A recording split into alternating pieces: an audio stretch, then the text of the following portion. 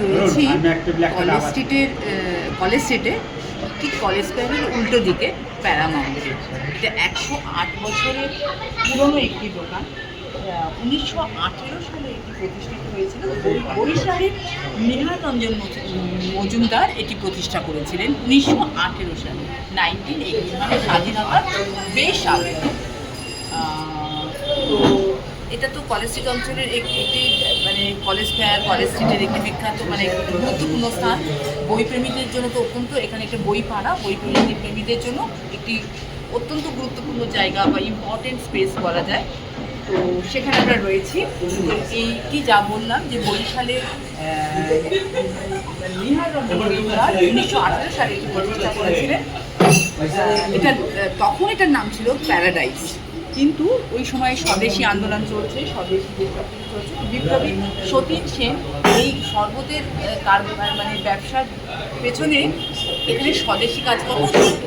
সেটা ব্রিটিশরা ধরে ফেলায় এটি বন্ধ হয়ে যায়।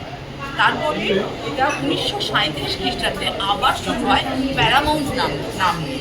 তখন থেকে এর নাম প্যারামাউন্ট, এবং তখন থেকে তারপর আর কিন্তু এই দোকানটি আর বন্ধ হয়।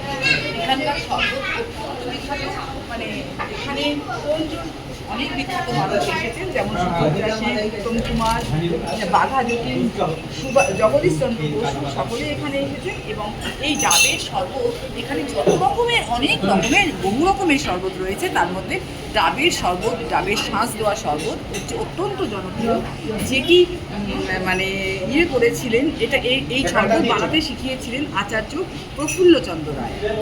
এবং এদের দোকান খোলা থাকার সময় সোম থেকে শনি সকাল 12টা থেকে রাত্রি 8টা এবং রবিবার বিকেল 3টে থেকে রাত্রি 9টা। দেখুন এখন সবে সঙ্গে কিন্তু মানুষজনের মানে বলা যায় অগণিত ভিড়। তো আমি এর আগেও বহুবার এখানে এসেছি, আমি এই অঞ্চলে কাছাকাছি থাকি, এখানে আমি বহুবারও এসেছি, আজও এসেছি শরবতের টানে, এখানকার পরিবেশের টানে। এই দেখুন হাতি, অরিজিনাল হাতি,